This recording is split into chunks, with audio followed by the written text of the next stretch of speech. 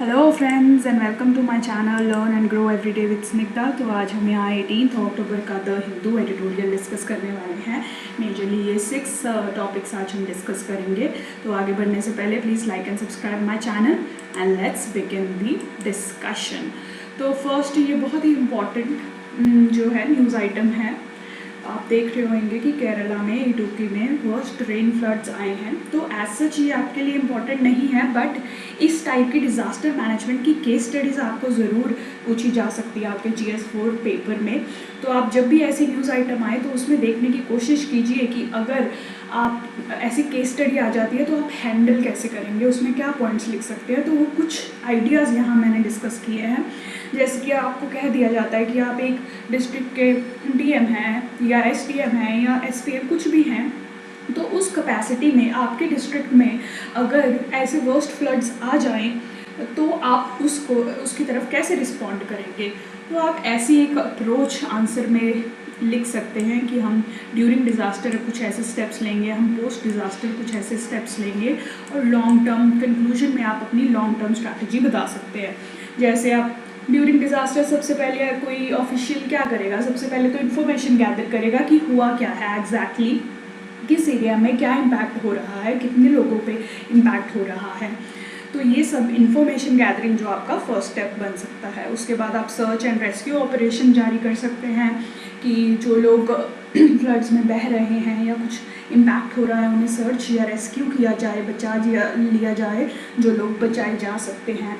आप NDRF या state disaster response force को भी बुलाएंगे क्योंकि वही एक्चुअल रेस्क्यू ऑपरेशन में ट्रेंड हैं, तो वही ये एक्टिविटी को करेंगे। उसके बाद आप टेम्प्रेरी शेल्टर्स बना सकते हैं। जो लोग रेस्क्यू हुए हैं उन्हें थोड़ी देर के लिए, थोड़े दिनों के लिए, महीनों के लिए रखने के लिए आपको टेम्प्रेरी शेल्टर्स बनाने पड़ेंगे, जहां आप उन्हें फूड, वाटर, टॉयलेट, हर तरह की फैसिलिटी भी प्रोवाइड करेंगे। ये कुछ स्टेप्स आप मेंशन कर सकते हैं। बाकी आप इनोवेटिवली अपने दिमाग से भी स्टेप्स ऐड कर सकते हैं। उसके बाद पोस्ट डिज़ास्टर आप क्या करेंगे, उन लोगों को रिहैबिलिटेट करने की कोशिश करेंगे जिन लोगों के घर उजड़ गए हैं या जो भी नुकसान हुआ है उन्हें रिलीफ देने की कोशिश करेंगे। जैसे कि आपने मॉनेटरी असिस्टेंस दे दी या कुछ भी ऐसी आइडियाज़ लाएंगे कि जिनसे लोगों को रिलीफ और रिहैबिलिटेशन में मदद दी जा सके। लॉन्ग टर्म स्ट्रैटेजी आपकी यही होनी चाहिए कि आप हमेशा जिस भी डिस्ट्रिक्ट में या जिस भी स्टेट में पोस्टेड हैं, तो आपको ये ध्यान रखना है कि आप ऐसे डिज़ास्टर्स को होने से प्रिवेंट करें। तो प्रिवेंशन के लिए सबसे ज़रूरी है कि आप डिज़ास्टर मैपिंग करें। डिज़ास्टर मैपिंग का मतलब है कि आप अपने एरिया की फ्रेजाइल कंडीशंस को देखें कि आपका एरिया किस डिज़ास्टर्स के लिए प्रोन है। जैसे आप उड़ीसा जैसे स्टेट देखिए, तो वहाँ साइक्लोन से इम्पैक्ट होना बहुत लाजमी है क्योंकि वो कोस्टल एरिया है और उस तरफ बे ऑफ बंगाल साइड में हमारे बहुत सारे साइक्लोन्स हिट करते रहते हैं रिपीटेडली। इसीलिए उड़ीसा ने बहुत अच्छे से प्रिपेयर भी किया है। आप उड़ीसा की स्ट्रैटेजी भी पढ़ सकते हैं, बहुत ही ज़्यादा सराहा गया है उड़ीसा की साइक्लोन मैनेजमेंट स्ट्रैटेजी को। उसके बाद अगर आप स्टेट्स लाइक केरला की बात करें तो यहाँ फ्लडिंग बहुत होगी। आप राजस्थान वगैरह की तो बात करें तो वहाँ ड्रॉट वाली प्रॉब्लम्स हो सकती हैं। तो कहने का मतलब है कि आपको सबसे पहले अपने एरिया के डिज़ास्टर मैपिंग करनी पड़ेगी कि क्या कौन कौन से डिज़ास्टर्स यहाँ पे फ्रीक्वेंटली या किस फ्रीक्वेंसी से आएंगे।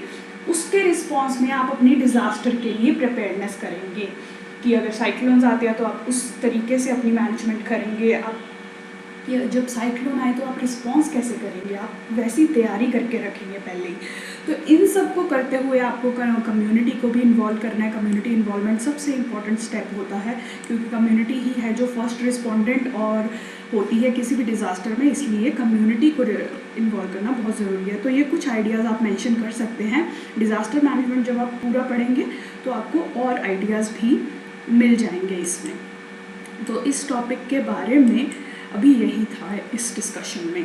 उसके बाद ये आप एक छोटी सी एग्जांपल यूज़ कर सकते हैं। अगर ड्रोन पे या UAV पे कुछ भी आपको क्वेश्चन आए तो आप ये एग्जांपल मेंशन कर सकते हैं कि इंडियन आर्मी ने हिरोन 1 नाम का एक UAV अनमैन्ड एरियल व्हीकल जो है अपने ईस्टर्न सेक्टर यानी कि यहाँ चाइना के साथ जो बॉर्डर है हमारा अरुणाचल प्रदेश साइड पे, इस सेक्टर में ये ड्रोन को डिप्लॉय किया है अपनी सर्विलेंस वगैरह की एक्टिविटी के लिए। तो आप हमेशा ड्रोन की एग्जांपल मिलिट्री यूजेज में, मिलिट्री एप्लीकेशंस में मेंशन कर सकते हैं। स्पेसिफिक नेम मेंशन करेंगे जैसे कि ये हीरोन 1, तो एक्स्ट्रा मार्क्स आपको मिलेंगे।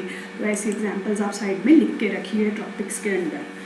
उसके बाद ये एडिटोरियल देखिए, बाकी एडिटोरियल कुछ ज़्यादा आज इंपॉर्टेंट नहीं थे एग्जाम पॉइंट ऑफ व्यू से। ये जो है आपके world history point of view से थोड़ा इम्पॉर्टेंट है। ओवरऑल व्यू आपको इसका पता चलना चाहिए कि टर्की की जियो पॉलिटिक्स, फॉरेन पॉलिसी क्या चल रही है। देखिए बेसिकली टर्की के जो करंट प्रेसिडेंट है एर्दोगन साहब, तो वो क्या ट्राई कर रहे हैं कि टर्की को उस लेवल पे पहुंचाया जाए जिस लेवल पे ऑटोमन एम्पायर कभी था। देखिए ऑटोमन एम्पायर की पावर बहुत ही ह्यूज थी अपने टाइम में। वो डिप्लोमेटिकली, मिलिटरली और इकोनॉमिकली बहुत ही ज़्यादा स्ट्रॉन्ग एम्पायर था उस टाइम पे। उसने बहुत जगह, बहुत एरियाज़ में एक्सपैंड भी किया था, सीरिया, लिबिया, उसके बाद नॉर्थ में आप देखिए ये ईस्टर्न यूरोप जो है सारा ऑटोमन एम्पायर के अंडर ही था उस टाइम पे। तो अभी टर्की के एर्दोगन जो प्रेसिडेंट हैं उनकी कोशिश है कि ऑटोमन को उसी ग्लोरी, टर्की को उसी ग्लोरी पे ले जाया जाए वापस। इसके लिए उसने कुछ स्टेप्स भी लिए हैं डोमेस्टिकली। इन्होंने एक तो अपनी पावर को, अपनी पोजीशन को बहुत स्ट्रॉन्ग किया है कुछ कॉन्स्टिट्यूशनल चेंजेस लाके, और इंटरनेशनल लेवल पे भी आप देखेंगे तो ये अपना फुटप्रिंट बढ़ा रहे हैं। अब देखिए इसने ट्रूप्स भेज दिए हैं इराक सीरिया में कुर्द्स को रोकने के लिए। कुर्द एक एथनिक माइनॉरिटी है जिसे टर्की जो है बेसिकली अपने टेरिटरी में नहीं चाहता, तो उनको प्रिवेंट कि वो टर्की में आए, तो अपने ट्रूप्स यहाँ इराक सीरिया की तरफ भेजे हैं इन्होंने। अपने ऑफिसर्स डिप्लॉय किए हुए हैं लिबिया वगैरह में फॉर टर्की के इंटरेस्ट को प्रमोट करने के लिए। टर्की की नेवी भी रिसेंटली बहुत ही एक्टिव पाई गई थी मेडिटेरियन सी में। रिसेंटली मेडिटेरियन एरिया में गैस रिजर्व्स की डिस्कवरी हुई है जो ग्रीस साइप्रस एरिया के पास है। तो टर्की ने अपनी मिलिट्री को वहाँ भेज के ये असर्ट किया है कि ये रिसोर्सेज हमें बिलोंग करते हैं, आपको नहीं। और आपने रिसेंटली लास्ट ईयर देखा होगा कि अज़रबैजान और आर्मेनिया के बीच में भी लड़ाई छिड़ चुकी थी। उसमें टर्की जो है अज़रबैजान को सपोर्ट कर रहा था और इवेंचुअली इसे जिताया भी। तो ये सब जो टर्की कर रहा है इसे जो बिग पावर्स है यानी कि यूएस, यूके, रशिया वगैरह बहुत ध्यान से देख रही हैं, और वो इतनी खुश भी नहीं हैं टर्की के इस मूव से।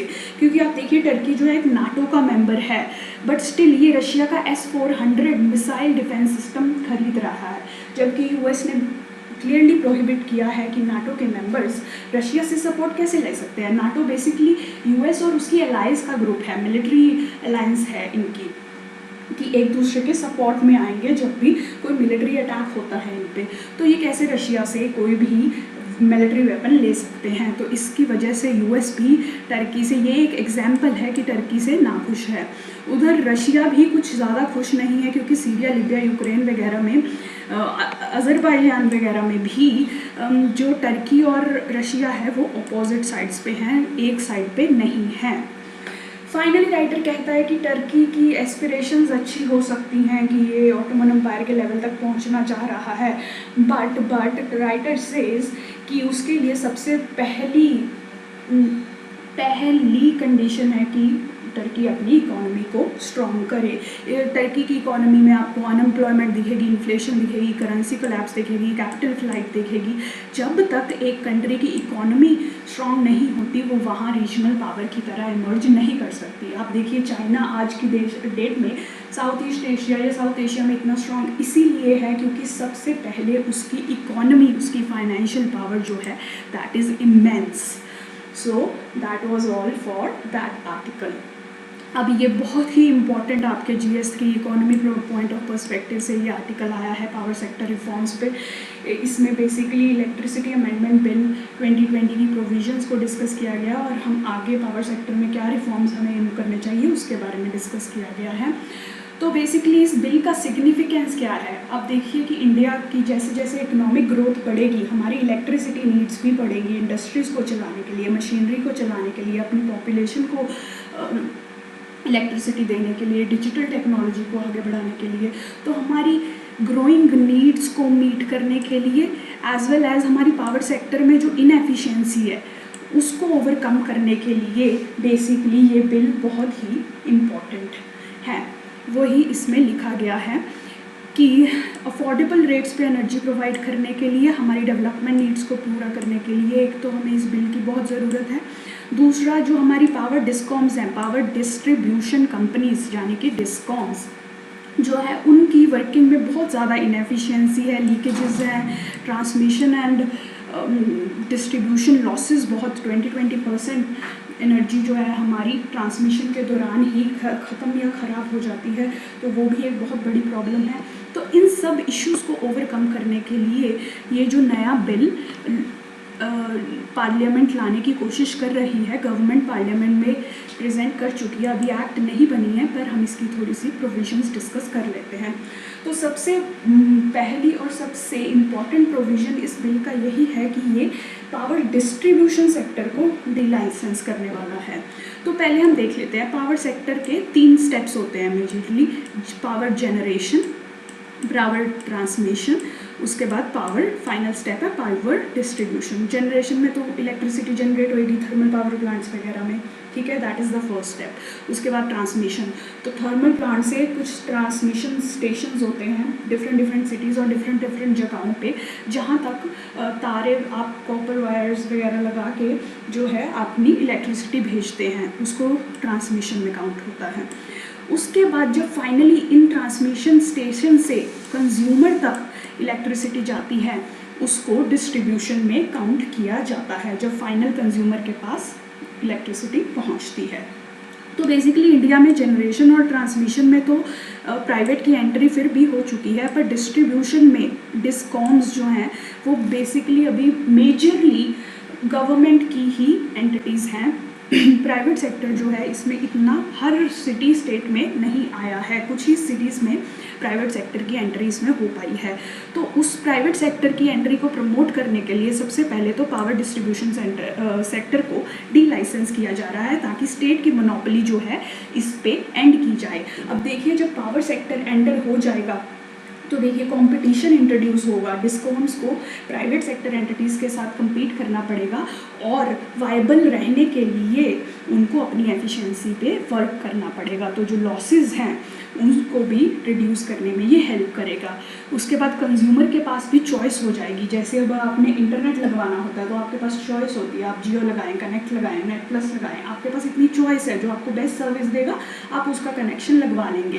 वैसे ही अब जब आप बिजली का कनेक्शन लगवाने जाएंगे, अभी तो आपके पास सिर्फ एक ही ऑप्शन है, वो है गवर्नमेंट की बिजली आती है, किसी सिटीज़ में है। तो वैसे ही हर सिटी में ये ऑप्शन अवेलेबल हो कि आप जियो की या किसी भी कंपनी की इलेक्ट्रिसिटी लगवाएं अपनी नीड के अकॉर्डिंग, अपने प्राइस नीड्स के अकॉर्डिंग, कंपनी की सर्विस कंडीशंस के अकॉर्डिंग आप डिसाइड कर सकते हैं कि आपको कहाँ से कौन सा सर्विस प्रोवाइडर चाहिए। तो ये कंज्यूमर के लिए भी अच्छा है और हमारे पावर सेक्टर की एफिशिएंसी के लिए भी अच्छा है। तो ये फर्स्ट पॉइंट है जो कि बहुत इंपॉर्टेंट है। यहाँ पे एक डाटा भी दिया गया है कि दिल्ली में जब डिस्कॉम्स को प्राइवेटाइज कर दिया गया था तो उनके aggregate transmission and commercial losses they reduced significantly, 55% से 9% रह गए 2020 तक। सो दैट मीन्स इतनी एफिशिएंसी हम बढ़ा सकते हैं अगर हम प्राइवेट सेक्टर की एंट्री को प्रमोट करें डिस्ट्रीब्यूशन सेक्टर में। उसके बाद सेकंड स्टेप इसमें बिल में रिन्यूएबल एनर्जी को प्रमोट करने के लिए कुछ स्टेप्स लिए गए हैं। एक तो सिंपल इस बिल में कहा जा रहा है कि नेशनल रिन्यूएबल पॉलिसी बनाई जाएगी जिससे रिन्यूएबल एनर्जी को प्रमोट किया जाए। उसके बाद ये एक सेकंड प्रोविज़न ये है कि पेनल्टी लगाई जाएगी for not compliance with renewable energy purchase obligations. RPOs होते हैं, देखिए डिस्कॉम्स को अगर रिन्यूएबल एनर्जी लेनी है तो वो अग्रीमेंट साइन करेंगे और उसमें लिखेंगे कि हम इतनी आप रिन्यूएबल एनर्जी आपसे इस प्राइस पे लेंगे। तो क्या होता है कि अगर ये प्राइस फ्यूचर में जाके कम हो जाए, जब डिस्कॉम खरीद रही है तो डिस्कॉम मना ही कर देती हैं कि हम नहीं लेंगे, अब तो प्राइस कम हो गई हैं। तो ऐसा नहीं होना चाहिए, आपकी कॉन्ट्रैक्चुअल ऑब्लिगेशन है, आपने जिस प्राइस पे कमिट किया है लेने के लिए आप लीजिए। तो उस चीज़ को प्रिवेंट करने के लिए कि ये अपने प्रोमिसेस पे, अपने लीगल ऑब्लिगेशंस पे बैक ट्रैक ना कर सके, उसके लिए भी पेनल्टी लगाई जाएगी। तो ये सेकंड स्टेप लिया गया है रिन्यूएबल एनर्जी को प्रमोट करने के लिए। थर्ड बड़ा स्टेप जो इस बिल में लिया जा रहा है वो है कि रेगुलेटरी आर्किटेक्चर को स्ट्रेंथन करने की कोशिश की जाएगी। इसके लिए क्या किया जाएगा कि एक लीगल बैकग्राउंड का आदमी या प्रोफेशनल इंसान को इलेक्ट्रिसिटी रेगुलेटरी कमीशन में बिठाया जाएगा। इससे उसकी रेगुलेशन कैपेसिटी जो है उसको इम्प्रूव किया जाएगा। उसके बाद जो एपेलेट ट्राइब्यूनल है इलेक्ट्रिसिटी का, उसको भी स्ट्रेंथन किया जाएगा, ताकि जो ये एनर्जी सेक्टर में जो भी डिस्प्यूट्स हैं उन्हें क्विकली और एफिशिएंटली जो है रिजॉल्व कर दिया जाए। उसके बाद ये इलेक्ट्रिसिटी कॉन्ट्रैक्ट इन्फोर्समेंट अथॉरिटी भी बनाई जाएगी। जैसे मैंने आपको बताया कि जो भी कॉन्ट्रैक्ट्स होते हैं डिस्ट्रीब्यूशन कंपनीज़ में और बाकी एनर्जी प्रोवाइडर्स जनरेटर्स के बीच में, उनकी कॉन्ट्रैक्चुअल ऑब्लिगेशंस को फुलफिल किया जाए, इसके लिए कॉन्ट्रैक्ट इन्फोर्समेंट अथॉरिटी भी बनाई जाएगी। ये भी बहुत इम्पॉर्टेंट है। उसके बाद इस बिल में कहा गया है कि हम कॉस्ट रिफ्लेक्टिव टैरिफ्स बनाएंगे। देखिए अब तो क्या होता है कि पावर सेक्टर में इतनी सब्सिडीज़ चल रही हैं, दिल्ली गवर्नमेंट ने डिक्लेयर कर दिया कि पावर फ्री देंगे, एग्रीकल्चर सेक्टर में बहुत ही सब्सिडाइज पावर मिलती है। तो डिस्कॉम्स जो हैं, डिस्ट्रीब्यूशन कंपनीज जो हैं, वो अपनी कॉस्ट्स के अकॉर्डिंग प्राइस डिसाइड नहीं कर पाते, क्योंकि ये सब सब्सिडीज़ वगैरह उसमें इन्वॉल्व हो जाती है। तो इस बिल में कहा जा रहा है कि जो टैरिफ सेट करेंगे कि लोगों से कितना पैसा लेना है, वो कॉस्ट या मतलब टेक्निकल और प्रोफेशनल वे में डिसाइड होगा कि एक यूनिट की प्राइस जो है वो x रुपीज़ आती है तो वो उतनी ही ली जाएगी। जो भी आपको सब्सिडी वगैरह देनी है वो आप अब डीबीटी या डायरेक्ट बेनिफिट ट्रांसफर्स के थ्रू आप कंज्यूमर को ट्रांसफ़र कर सकते हैं, ताकि ये जो फाइनल प्राइस है, जो डिस्कॉम्स हैं, उन्हें अपनी प्राइस रिकवरी प्रॉपर हो सके और वो लॉसेस में ना रन करें। जो भी गवर्नमेंट ने सपोर्ट देनी है वो आप डायरेक्टली कंज्यूमर को ट्रांसफ़र कीजिए, डिस्कॉम्स पे उसका प्रेशर ना डाला जाए। डिस्कॉम्स को बाद में गवर्नमेंट जो है वो रीपे नहीं करती है, जो सब्सिडी ऑब्लिगेशन ये लेती है अपने ऊपर गवर्नमेंट, वो डिस्कॉम्स को पे नहीं करती है। इससे नुकसान किसको होता है? डिस्कॉम को, है ना। तो वैसा ना हो इसलिए कॉस्ट रिफ्लेक्टिव टैरिफ्स होंगे और जो भी सब्सिडी होगी वो डीबीटी के थ्रू, डायरेक्ट बेनिफिट ट्रांसफर्स के थ्रू ट्रांसफ़र की जाएगी। तो ये मेजर प्रोविजंस है, ये प्लीज़ लिख के रखिए। पावर सेक्टर के कोई भी क्वेश्चन में आपको ये डायरेक्टली भी पूछा जा सकता है और पावर सेक्टर के रिफॉर्म्स के एरिया में भी आपको ये बिल और इसकी प्रोविजंस मेंशन करनी चाहिए। उसके बाद थोड़ा राइटर ने लिखा है कि पावर सेक्टर में हम और रिफॉर्म्स क्या कर सकते हैं। कुछ तो यही जो इस बिल में मेंशन है, ओपन एक्सेस, कि कहीं से भी आप पावर परचेज़ कर सकें। जो भी सर्विस प्रोवाइडर हैं, मल्टीपल सर्विस प्रोवाइडर्स होने चाहिए, एक तो ओपन एक्सेस होना चाहिए पावर परचेज़ करने के लिए। क्रॉस सब्सिडी वगैरह सर चार्जेस जो भी हैं उनको रैशनलाइज़ कीजिए। अब देखिए इंडस्ट्री की जो इलेक्ट्रिसिटी है वो महंगी होती है, आपकी हाउस होल्ड की कम रेट्स पे मिलती है, तो वो इसीलिए कि यहाँ पे क्रॉस सब्सिडाइजेशन चलती रहती है और उसके ऊपर सरचार्ज भी चलता है। तो ये जितने भी टैक्सेस हैं एनर्जी सेक्टर में उनको थोड़ा रैशनलाइज़ किया जाए, ये राइटर कहते हैं। उसके बाद टैरिफ पॉलिसी को रैशनलाइज़ कीजिए। जैसे अब मैंने आपको बताया कि पैसे, जो बिजली का पैसा है, बिजली की कॉस्ट है, वो रैशनल वे में डिसाइड होनी चाहिए, इकोनॉमिक वे में डिसाइड होनी चाहिए, ना कि पॉपुलिस्ट पॉलिसीज़ के अंदर डिसाइड होनी चाहिए। उसके बाद डिस्कॉम्स को ऑटोनॉमी दी जानी चाहिए ताकि वो अपने डिसीजंस फ्रीली ले सके। अपने टैरिफ्स के स्पेशली डिसीजन जो हैं वो पार्टी की मर्ज़ी से या पॉपुलिस्ट पॉलिसी के अंडर ना लें, बल्कि इकोनॉमिक रैशनैलिटी के अंडर लें। उसके बाद ये भी कहा गया है राइटर ने कि इलेक्ट्रिकल एनर्जी सेक्टर को जीएसटी में लाया जाए। देखिए जीएसटी के अंदर 5 सेक्टर हैं जो अभी भी जीएसटी में नहीं इंक्लूडेड है। इलेक्ट्रिसिटी वन सच सेक्टर है, दूसरा अल्कोहल वगैरह भी और इसके अंदर आते हैं। तो राइटर कहते हैं कि अगर आप इसे जीएसटी के अंदर लेके आएंगे तो जीएसटी में इनपुट टैक्स क्रेडिट मिलता है। यानी कि अब देखिए आप पावर ट्रांसमीटर हैं, आपने वायर्स खरीदी तो वायर्स पे आपको जीएसटी लगेगा। अगर आप जीएसटी के रिजीम में आ जाते हैं तो आप उस पर इनपुट टैक्स क्रेडिट ले सकते हैं। आपको जो इनपुट्स खरीदने में टैक्स देना पड़ा है वो आपको वापस मिल जाएगा। तो ये आप आईटीसी का कॉन्सेप्ट पढ़ सकते हैं डिटेल में। अगर आपको नहीं समझ आ रहा है, यहाँ पे बहुत टाइम लग जाएगा तो मैं इसे और डिस्कस नहीं कर रही। तो बेसिकली कहा यही जा रहा है कि इलेक्ट्रिसिटी सेक्टर को जीएसटी के अंडर लाया जाए। आप ये याद रखिएगा, उससे पावर की कॉस्ट जो है रिड्यूस होंगी। उसके बाद टेक्नोलॉजिकल इनिशिएटिव्स हमें लेने चाहिए, स्मार्ट मीटर, स्मार्ट ग्रिड्स लेने चाहिए ताकि एक्चुअल जितनी यूसेज एक हाउस होल्ड कर रहा है इलेक्ट्रिसिटी की वो एक्चुअली रिकॉर्ड हो सके। जो हमारे ट्रांसमिशन के दौरान लॉसेस भी होते हैं वो स्मार्ट ग्रिड्स से हम रिड्यूस कर सकते हैं। आप देखिए 20% जो हमारी इलेक्ट्रिसिटी है वो ट्रांसमिशन के दौरान ही लॉस्ट हो जाती है। ये साइंटिफिक डाटा है। इससे पहले कुछ सालों पहले ये 25% था, गवर्नमेंट के इनिशिएटिव्स की वजह से ये 20% तक तो कम हो गया है, बट हमें चाहिए कि हम इसे और भी रिड्यूस करें। तो इसलिए हमें स्मार्ट मीटर, स्मार्ट ग्रिड्स और ऐसे टेक्नोलॉजिकल सॉल्यूशंस को इम्प्लीमेंट करना चाहिए। उसके बाद रिन्यूएबल एनर्जी को हमें और प्रमोट करना चाहिए। अभी देखिए 70% हमारी इलेक्ट्रिसिटी जो है कोल बेस्ड है। कोल के सेक्टर में आप देखिए क्राइसिस भी आ रहा है।